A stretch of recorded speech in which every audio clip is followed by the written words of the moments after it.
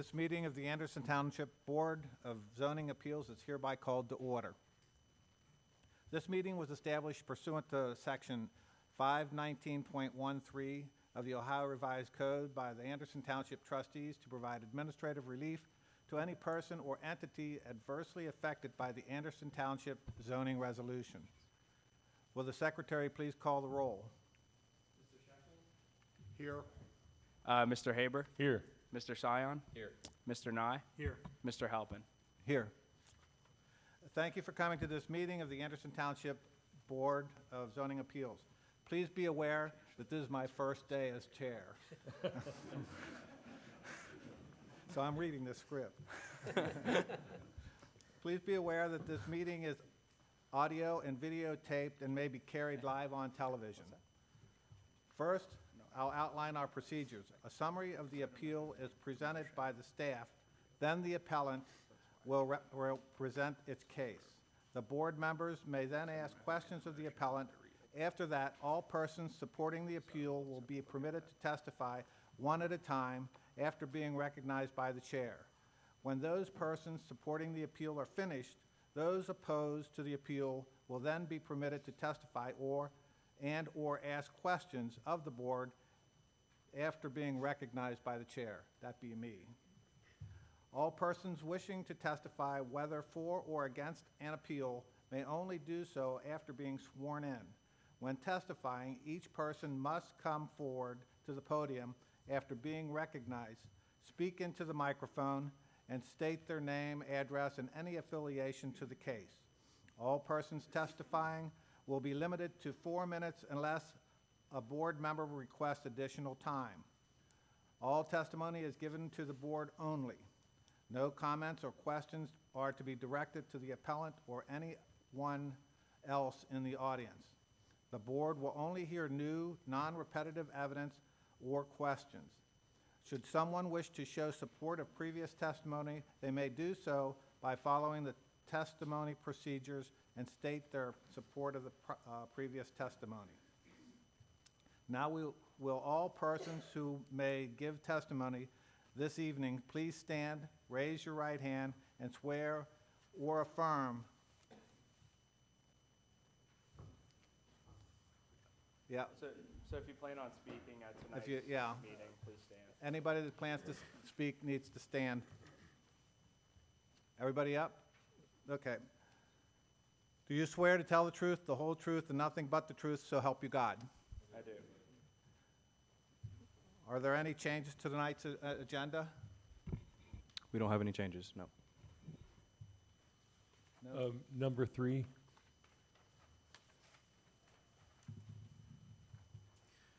We will have a note in the PowerPoint for number 3. We just need one motion for Okay. condition for number 3. Motion to approve the agenda? Second. All in favor? Aye. Aye. Anybody opposed? Okay, we'll move on. Please read the staff summary. Call the roll, sorry. Call the roll? Oh, okay, call the roll. Mr. Shekels? Aye. Mr. Haber? Aye. Mr. Sion? Aye. Mr. Nye? Aye. Mr. Halpin? Aye. Okay. Please read the staff summary of the case number, case 13-219 BZA. Sorry, the second item on the agenda is approval of last month's minutes. Oh, okay. That doesn't say that on this sheet. Okay. I had a couple of grammatical changes. I also had another request that staff would look into, which was on the case of the gravel driveway, and I don't remember the number, is that we closed the public hearing and then we reopened up the public hearing, and typically we reopen the public hearing given a motion and a vote, and that was not reflected in the minutes. So my motion, I don't know if anybody else has any corrections to the minutes, but my motion would be to approve the minutes of last month, January 2nd, contingent upon staff researching that and verifying whether or not we did have a motion to reopen the public hearing. I believe we did have a motion, so we can go back and listen to the video and incorporate that into the minutes, and then we can approve the minutes next month, if that works for you all. Or Yep. we can approve them now. With that, I'm not, we would have to go back and listen to who made the motions to reopen the public hearing, right? Yeah, because we'd have to check the video on who made the motion. Then I'm going to withdraw my motion to approve these minutes. Sounds good. Thank you. so there's no motion to approve the minutes? Mr. Chairman, I move that we table the approval of last month's minutes to allow staff to review and modify them if necessary. Okay. Okay, we have a motion and a second. We have a polling. Mr. Shekels? Aye. Mr. Haber? Aye. Mr. Sion? Aye. Mr. Nye? Aye.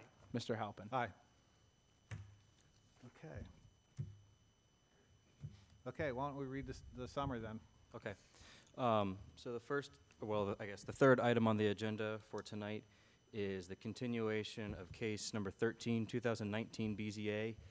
This case has been continued a couple times, and staff recommends continuing the public hearing for case 13, 2019 BZA to the March 5th, 2020 BZA meeting due to an incomplete application. And we also recommend that that case be heard next month based on the October 17th application, whether or not they complete their application or not. Okay, do we have a motion? So moved. Do we have, our rules don't require us to hear it in a certain amount of time. At one point, we don't have a rule that deems a case, an application abandoned after a certain period of time, do we? So we'll defer to our township zoning attorney on that question. No, there is not. So an application that's, been pending for a while, where it's incomplete, frankly, where there's requests, especially where there's a request for a variance for a structure that's already built. In other words, if the property owner chooses, could keep this pending for quite a while without having to, actually come in front of the BZA to make a decision about whether the structure that's already been built that may be in violation of the zoning resolution, it could, if you don't act on it, then there's no way the township staff can enforce the zoning resolution. So it was my recommendation to staff that the BZA go ahead and hear the case next month. The property owner's been given plenty of notice that they need to get certain information into the board, and the applicant has the burden of proof to show that they're entitled to a variance. So if they can't do that, I think the board should go ahead and act next month on it, and then allow the staff then, if they do find a violation, to go ahead and start enforcement procedures. Mr. Powell, does that mean that a new notice is going to go out to the surrounding properties? I'm not sure about how staff usually handles that. I don't. So we've never sent a notice to the surrounding property owners on that case. And even if we have, we'll send a new one. We'll also place the sign in front of the property again, just given the length of time between potential meeting dates. I think it'd be appropriate to do that. Thank you. So we just need a motion.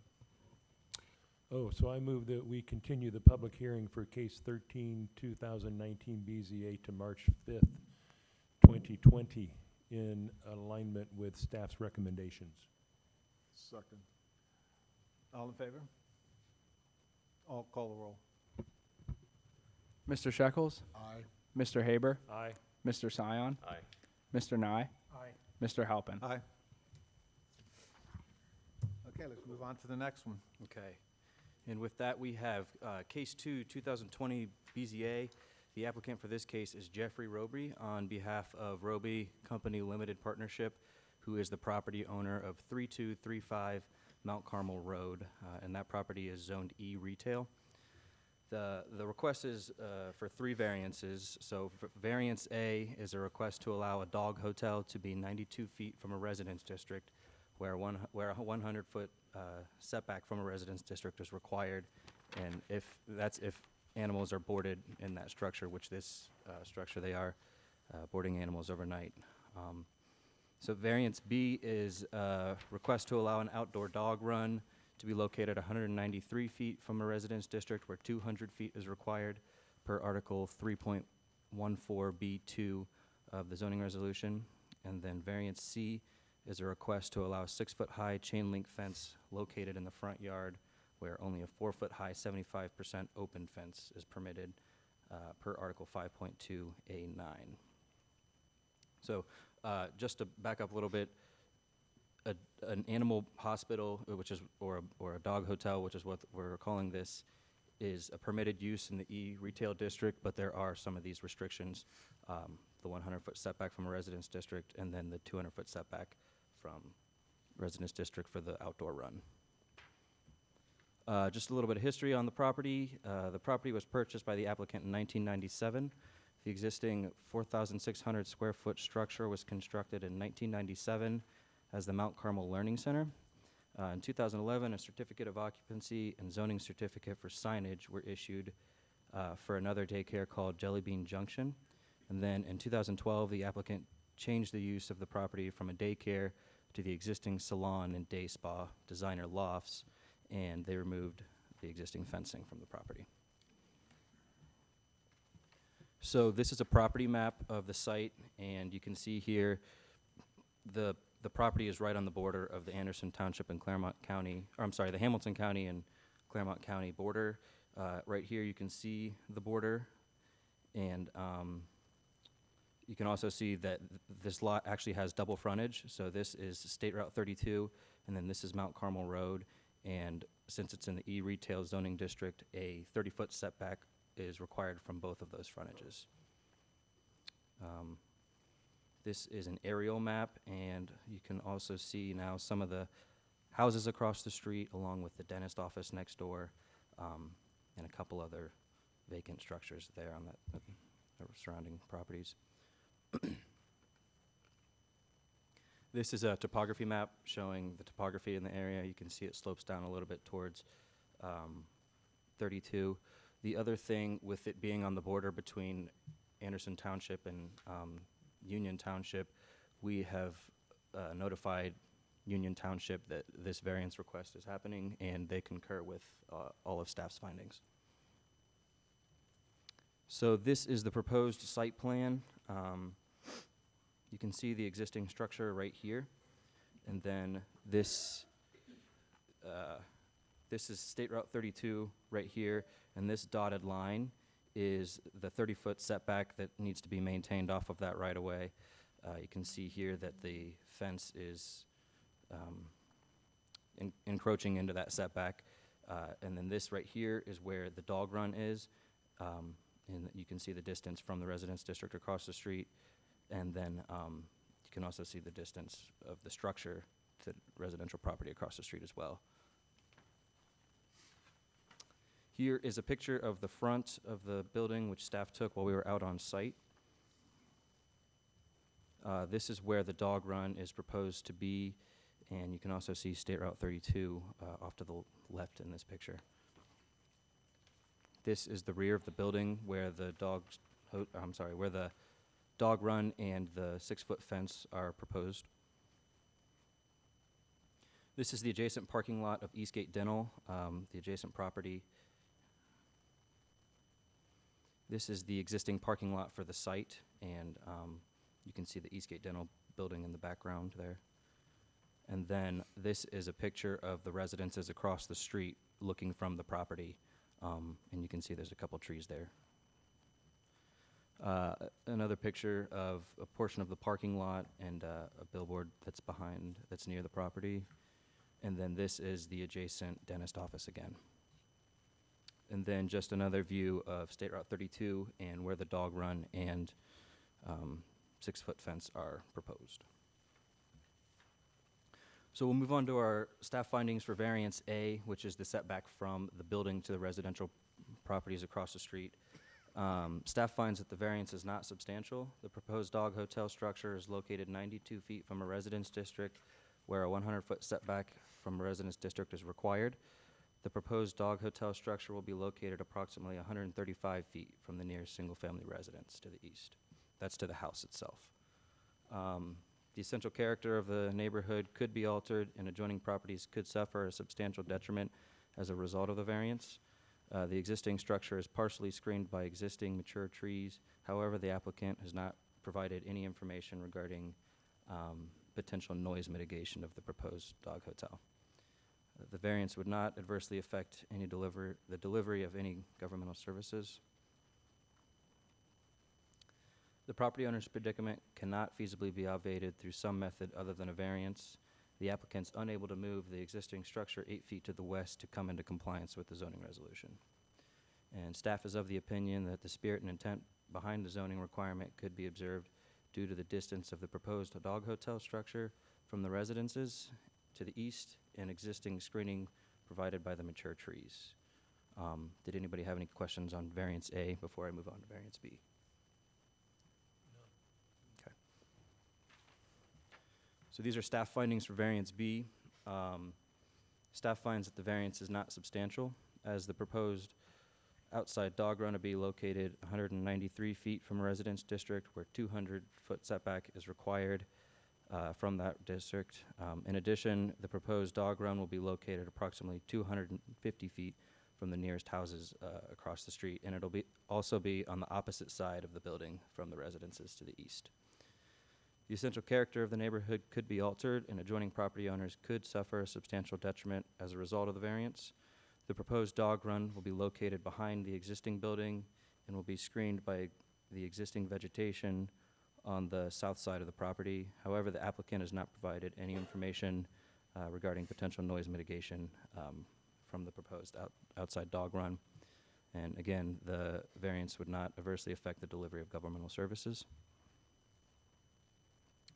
The property owner's predicament can be feasibly obviated through some method other than a variance. The applicant could move the proposed dog run to the west and come into compliance with the zoning resolution. However, the distance that the applicant could move the proposed dog run is limited by the right-of-way of State Route 32. And then staff is of the opinion that the spirit and intent behind the zoning requirement could be observed by granting the variance due to the proximity of surrounding residential properties, the screening provided by the building, and existing vegetation located on the south side of the property. And then, should the board approve this variance B, we do have one recommended condition. The applicant shall provide screening on the west side and the north side of the property to limit visibility of the dog run to State Route 32 and properties located to the north and west. So, anybody have any questions on variance B? I do have a question. Was there any, for the vegetative screening mentioned, is there any, something in particular you, staff prefers? Just more of a vegetative screen. We didn't have anything in particular in mind. We just thought that more screening could be required. I have a question.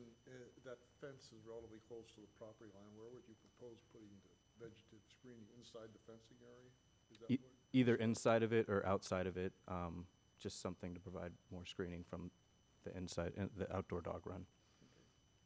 And is there a reason that no screening is proposed on the south side? I- The east is shielded by the building, right? Yes, And yes, so we're proposing north and west, yes. south side. I think that'd be a question for the applicant. One other thing I did want to bring to the board's attention is that the township does have a barking dog resolution, which is approved by the trustees, the township trustees, in 1991, and you have that before you, and I can go over that if you'd like as well. But I will move on to variance C then, if you all are ready. We are ready? Okay. So, staff findings for variance C, we find that the variance is not substantial as the 6-foot-high chain link fence would be located near State Route 32 and allows the applicant to enclose the proposed outdoor dog run. The portion of the fence located beyond 30 feet from the right-of-way of State Route 32 would be in compliance with the zoning resolution. The essential character of the neighborhood could be altered, and adjoining property owners could suffer a substantial detriment as a result of the variance. The 6-foot-high chain link fence is proposed to be located near State Route 32 and would not be visible from the neighboring residential properties to the east. However, the proposed 6-foot-high chain link fence would provide an adequate screening and noise mitigation, would not provide adequate screening and noise mitigation for the proposed outdoor dog run. The variance would not adversely affect the delivery of governmental services. The property owner's predicament can be feasibly obviated through some method other than a variance.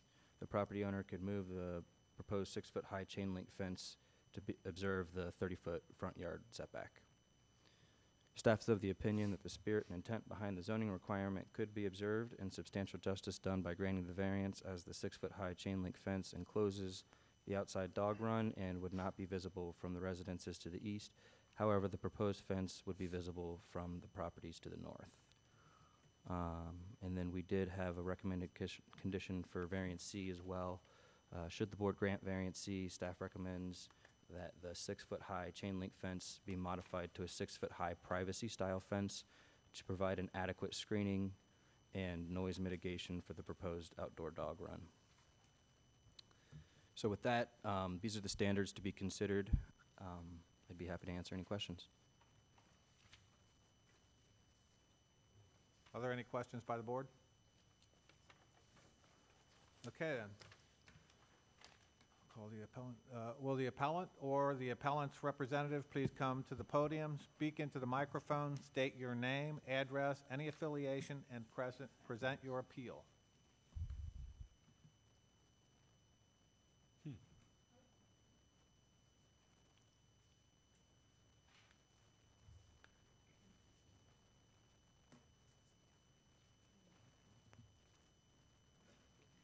My name is Jane Common. I live across the street from the doggy daycare, and the address is 3150 Excuse, Mount.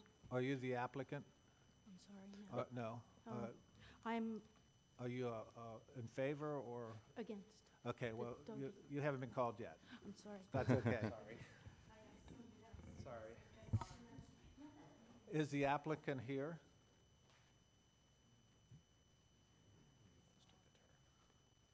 Okay. Well then, is there anybody here that wants to speak in favor?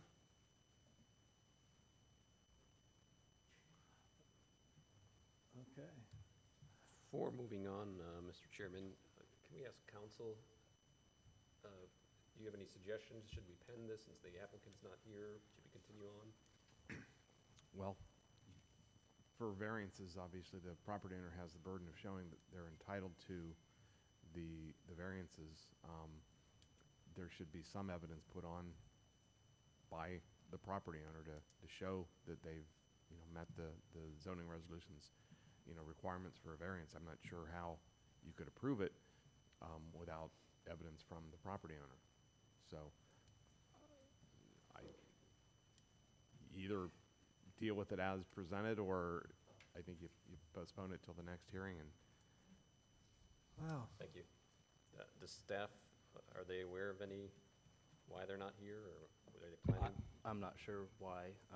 When we continued it last month, we let them know that this is the date it would be held, and I haven't heard from the applicant. Mr. Chairman, I think it's my preference that we move forward with the hearing, take whatever testimony we have, and then we can decide whether we have enough to decide the application or continue it till next month. I'm okay with that. Is that everybody else okay with it? All right. Nobody in favor to speak in favor? All right, then let's move on to those that are not in favor.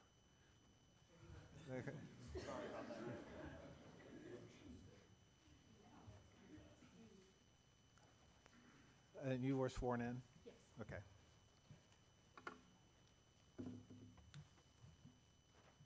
Okay. We own the home directly across the property, proposing for the dog hotel. Our address is 3150 Mount Carmel Road. We just have a few concerns. Right now, our neighborhood is a peaceful one, and bringing in a doggy hotel, it will shatter this. I mean, we'll be having the constant barking of all the dogs, and we won't be able to keep our windows open during the beautiful weather due to the odor and the constant barking. We feel as though the property value will decrease greatly due to the noise and the odor and the fact that our house has to be closed up all year. the dog's constantly barking. That will upset a lot of our neighbors, and it will upset a lot of our neighbor dogs. If one dog barks in the neighborhood, the other dogs bark. We have 2 dogs that play in the backyard, and they rarely bark unless there's someone walking down the street or if another dog barks. As soon as they start barking, I bring them in because I don't want them disrupting the neighborhood. Okay. And I know that certain breeds of dogs trigger anxiety attacks due to past dog experiences. I personally have had one, and I'm sure that customers of the dental next door, there's probably quite a few of those that these dog breeds might scare. Okay, we worry about if the dogs go in unleashed. If they break free, there's going to be potential that someone in the neighborhood is going to get hurt, or possibly some of the neighborhood dogs. We also worry that they may help, or they may injure themselves also. And that's about it. That it? Are there any questions? You're directly across the street there? Yes. Do Well, we see a picture we- of your house in one of the? Our house is directly across the parking lot of theirs. So it's, There are 3 buildings on the right there. You're one of those? that is, yes, that is us. Okay. Okay. In fact, our mailbox is right next to their mailbox, right in front of their parking lot. Is there any other questions? Well, thank you very much. Thank you. Is there anybody else that would like to speak against? Okay.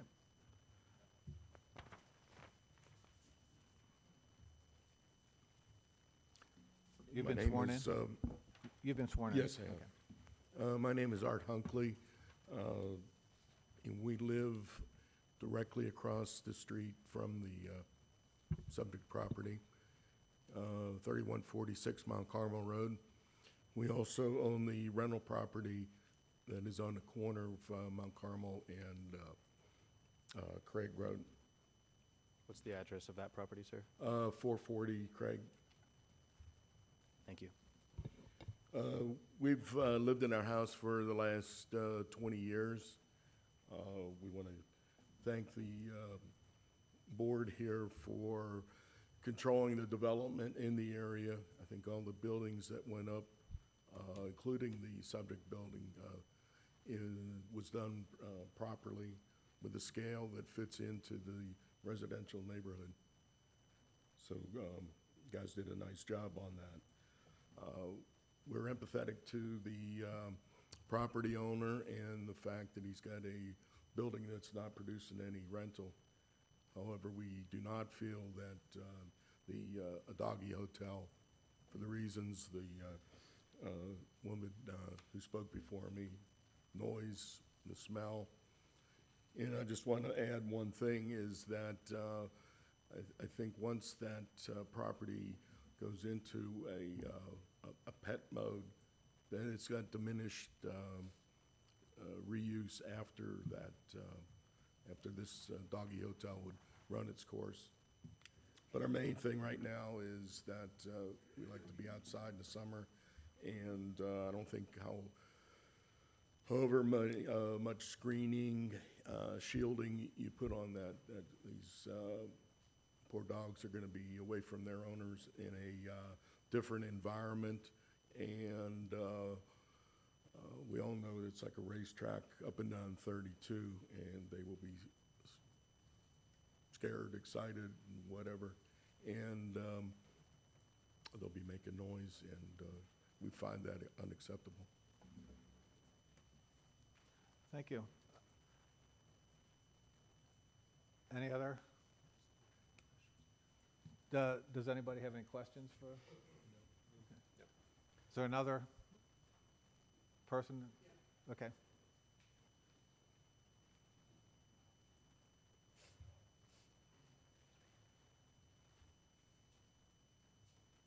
Hi, my name is Walker Adams. I'm at 3154 Mount Carmel, and that's the house at the top of the screen, the C-shaped house.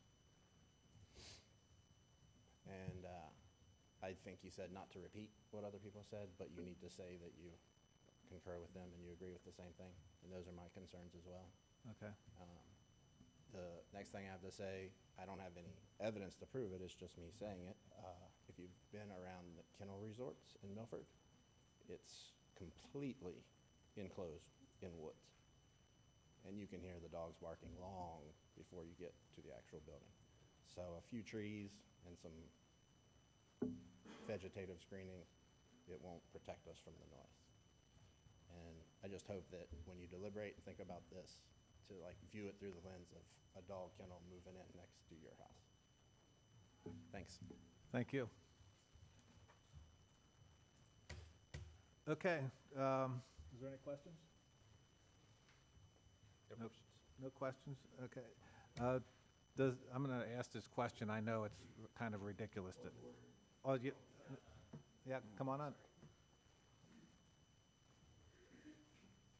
I'm Dan Kelly. I'm actually the dentist at 3241 Mount Carmel Road next door. I'd like to speak to the substantial detriment I feel like my business would suffer from having this next door. We've seen several iterations of an attempt at a business next door, which have all been fairly, acceptable and would have run well with ours. But the dog hotel, a lot of our patients have high anxiety, as was mentioned earlier, and I can speak to that. It's not the easiest place to be, and we try to create a very relaxed, comfortable environment for people, and the dog barking would certainly not fit that mold for us. And I really feel like we would suffer as a result of that. The fencing variance, whether it be a privacy fence, as was recommended, or the chain link, we do get a lot of visibility from Route 32, and I think that may be a distraction from our signage as well. And I also agree with a lot of the other testimony that's been given about the odor and things like that. With the way the topography is, the runoff from that building does come towards ours, and we have a little collection area in the middle where we get standing water after a rain. And the things that are going to run off from that property after the animals have been out there are going to be submit some odor. So I would have concern about that as well. In speaking with local veterinarian, he feels like there are already a few of these businesses in the area, enough to more than serve the need. He feels like they're a little overserved already with that. And the local attorney has also let me know that he has already a couple cases in the works from complaints about these businesses after they've gone up, that the noise and disturbance has been such that people have rallied around trying to eliminate the business from the area. I believe that's all I have that hasn't already been said. So appreciate you hearing the testimony. Thank you. Yeah, I do have a question. Sure. Do you have patient treatment rooms that are facing that property? We do. All along the property, that side of the property, we have large windows that face out from the end of our dental chairs. Yeah, I think you could see them in one of those. Yeah, those windows there. And, every time that a business has been come through here, before it was the Jungle Gym, and when that was torn out, we were left with a paved lot that gets weeds growing in it. It's not the most beautiful scene, but it's not dog runs either, and I would hate to see that change for our staff and patients. Patients come in for an hour at a time, really. Our staff is there every day, and it's really their second home, Thank you for the question. Okay, thank you. Yep. Okay, since there's no further questions from the board, and Still need to ask if there's any last people against it. Is there any other persons that want to speak against it? No. Okay, and the appellant is still not here. All right. Then, hearing no further comments, and if there is no objection from the board, I will close the public hearing on this case. We need a motion. Mr. Chairman, I move that we close the public hearing on case number 2-2020. Second. All in favor? Oh. Can you call the roll? you can say Oh, I can say that? All in favor? Aye. Mr. Shekels, Aye. Mr. Haber, Aye. Mr. Sion, Aye. Mr. Nye, Aye. Mr. Halpin. Aye. Aye. Okay. A question for staff. This was brought to our meeting at last month Yes. and was continued Yes. because the appellant was unable to attend, Correct. and here we are again, and the appellant is unable to attend. Last meeting, he notified us that he wasn't able to attend. We weren't notified this meeting, and we were expecting him to be here. And that's all I know. Okay. Okay. So our anticipation was that the appellant was going to be here.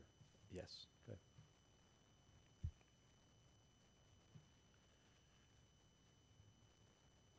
So no other objections from the board? I'm of two minds about it. I mean, on the one hand, the last case that's been pending for several months, we agreed to continue to another month. On the other hand, there are actual objections. Some of them may have perfectly plausible answers, but without the applicant here, I think we should, my preference would be to deny the variance. If they want to reapply, they can reapply. That's my sense. I don't know what the rest of the board thinks. Yeah, you're right. I'm in alignment with your thinking. If the appellant is not here to answer the objections, there's been no other testimony in favor of any of these variances, and we've heard testimony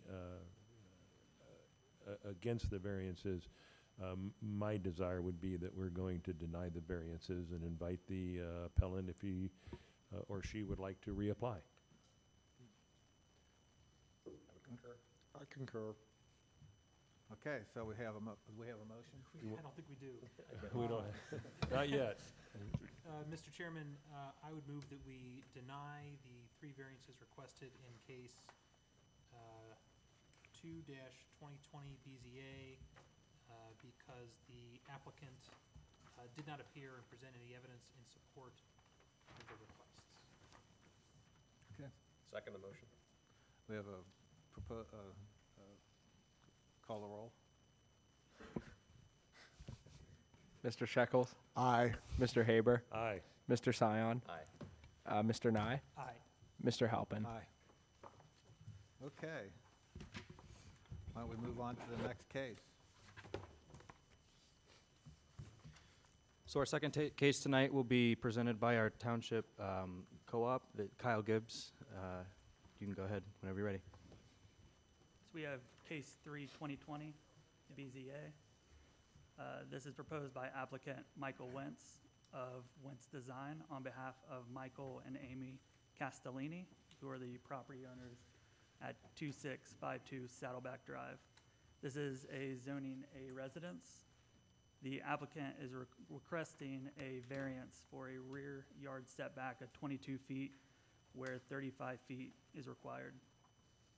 So the applicant is proposing the construction of a 26-foot 2-inch by 24-foot garage addition to the southwest corner of the existing structure, consistent with the style of the house with a rear yard setback of 22 feet where 35 feet is required. The garage addition is to accommodate a vehicle with an auto chairlift and other equipment for a family member with physical and mental disabilities.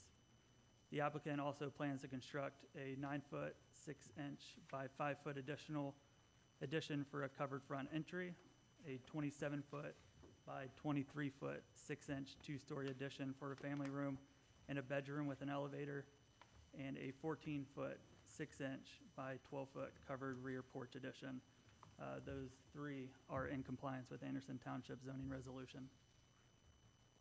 On the next slide, we have the history. The house was built in 1968 and was purchased by the current property owner in 2009. One zoning certificate was issued for a driveway modification in 2014. So here we have the property map. The applicant's property is indicated by the red triangle. The addition applying to the variance is proposed off the south-southwest corner of the existing property. The immediate adjacent property is a green field with a panhandle serving as an access point to Saddleback Drive. The nearest resident is approximately 140 feet to the southwest. The next slide, we have the aerial map. That shows in more detail the panhandle, which is 60 foot wide. The property owner would not be permitted to construct a residence within that panhandle per Article 3.3. The next slide is the topography map displaying the applicant's property is considerably low grade, 2 to 3 foot elevation difference. The adjacent property, that would be the green field with the panhandle, has a steep drop off to the south after the panhandle, difference of around 60 feet. We have the proposed site plan. This shows the orientation of the proposed garage addition to its surroundings. So that would be coming off that south-southwest point indicated on the property map earlier. Second plan shows more detail of the proposed garage addition within the property lines. And then this slide here shows the existing yard setbacks. Currently, the property meets a 55-foot rear yard setback. Next slide is how Planning and Zoning Department determined the proposed yard setback. The new rear yard setback would be 22 feet. We do have some more detailed images. This one, the one that we were just on, is the interior floor plan. You can see that it's equivalent to a two-car garage, the addition. The next plan is the upper floor. And then we start getting into elevations. So this would be the north elevation. So this would be on Saddleback Drive, looking at the property. You can see the garage addition coming off from the right. This would be the west, and this would be similar to looking from the southwest property, looking onto the proposed garage, connected to the existing garage with an exterior door. The next slide is the south elevation, similar to the greenfield view, with the garage addition coming off from the left side of the existing structure. These would be the 10 slides that we took on our site visit, giving you the perspective of the existing property as discussed. So this would be their current rear yard with their property fence. The garage addition would be coming off of the left side of the house in this photo.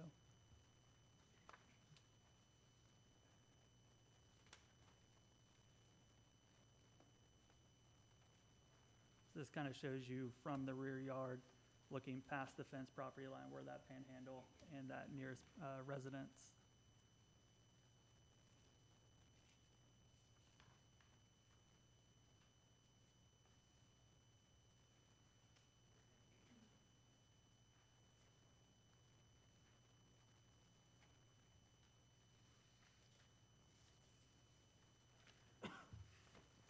So staff is in the opinion that the variance is not substantial due to the triangular shape of the lot. The rear yard area of the property on the south side of the lot is limited. The essential character of the neighborhood would not be altered, and adjoining properties would not suffer substantial detriment as a result of the variance. The proposed addition is planned to match the existing residence. The nearest home to the structure is approximately 140 feet southwest of the proposed addition. The adjacent property to the south has a 60-foot wide panhandle serving as an access point to a 5.77-acre greenfield, which separates the applicant's property from the nearest residence. Panhandle offers an extended buffer between the proposed garage addition and the nearest residence to the southwest. In addition, the adjacent property owner to the south would not be permitted to construct a residence within the 60-foot wide panhandle according to Article 3.3 of the Anderson Township zoning resolution. The variance would not adversely affect the delivery of governmental services. The owner's predicament may not be feasibly obviated through some other method other than a variance. Constructing a garage addition in the rear yard in the location of the proposed covered porch addition may not be practical to meet the needs of the family situations. And the staff is in the opinion that the spirit and intent behind the zoning requirement would be observed and substantial justice done by granting the variance.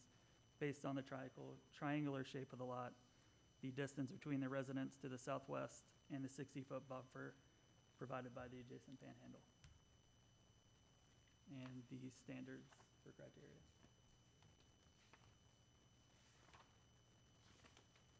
Are there any questions from the board?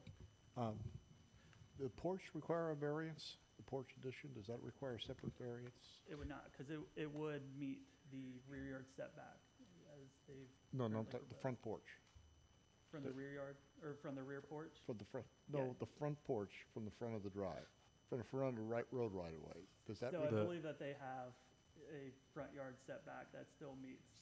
that's what I'm asking. Yes, they do. Yes, they're adding a porch on the front. Yeah, okay, thank you. It meets compliance.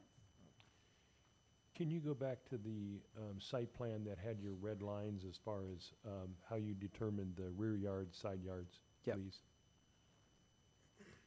So this is the existing, the way the rear yard was determined, at least, because with the shape of the triangular lot, there's no setback that comes off of the rear yard property line.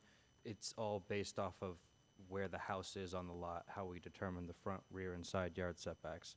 So this is currently how we're determining the rear yard setback, even though it's at a greater distance over here. And with the addition of the building, this would be the furthest point back. And this is the setback that we're requiring the variance for, since it's 22 feet from that property line where 35 feet is required. So the variance is the setback of 22 in lieu of 55. 35 is the required rear yard Would- setback. Go to the earlier rear yard, Fif- oh, so the 55 actual rear, yeah, that's an actual rear yard setback. 55 is what the rear yard setback off of that corner Okay. currently is. So they're looking for a 22 in lieu of a 35. Correct. Okay. Would you go to the next slide, please?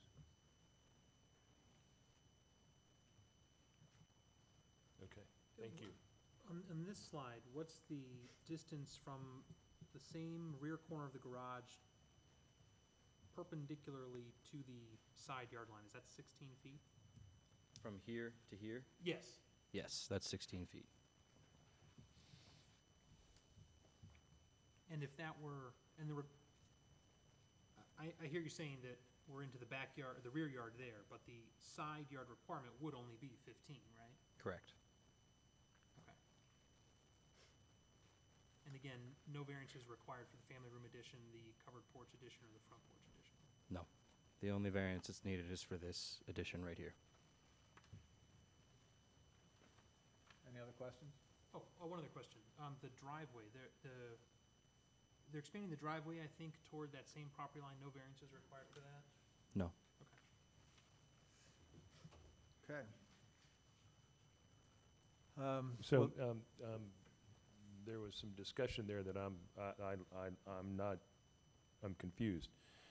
So are we looking at this rear yard setback of 22 feet versus the 35 feet? And that's based on both additions, not only the new garage addition, but the family room addition as well? It's based on the garage addition. It just happens to line up with this addition over here. Okay. Theoretically, this still meets a rear yard setback on this side because it's taken off of the rear property line. I gotcha. Yes.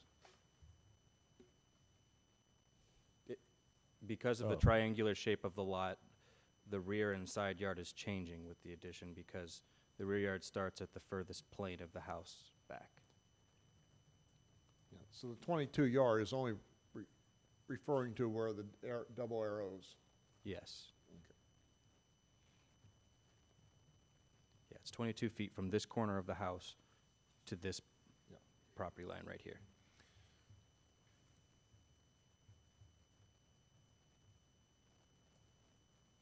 So if you would go back to the original site plan without your, so there is a dimension from that lower right corner of the garage, 30 feet down going to the lower right over to the property line. The 35-foot measurement Yes. right here? Yes. Yes, so if I'm understanding this correctly, then we are only looking at a small triangular portion of the garage addition that is requiring this variance. Yes. And so if we were to draw a line, let's go back to where you had, next one. So the only portion of the garage addition is just going to be that lower right-hand triangle that goes to the 35 feet. That's the Yes. only portion that's not in compliance. Yes. It's a very small part. Yes. Thank you. Took me a minute. Any other questions? Okay, seeing that there are none, will the appellant or applicant and or the representative please come to the podium, speak into the microphone, state your name, address, any affiliation, and present your appeal. Thanks. I've been sworn in. I'm not sure. Okay. I'm Mike Castellini. I'm the owner of the property. Let's see. Do you swear to tell the truth, the whole truth, and nothing but the truth, so help you God? I do. Thank you. I'm Mike Castellini, 2652 Saddleback Drive. I'm the owner of the property. Okay, do you want to state your, Let me just give a little background on okay, yeah, a little background? Thank you. Yes, we have a special needs child, and we've looked at many different options for being able to access the house with her. We have to add a special bedroom with ADA compliant facilities, bathing, bedroom, all that type of stuff. We've looked at adding first floor plan, and just as you can see with the shape of the property and everything, nothing has been very feasible. We've worked with Mike over the years to try to come up with a good plan, and without spending us out of oblivion or having to move or anything of that sort, this seems to work out the best. And with the garage, this will be access for to get our daughter in and out of the house in good weather, bad weather, what have you, and also for storage of equipment that we need to use for her as well.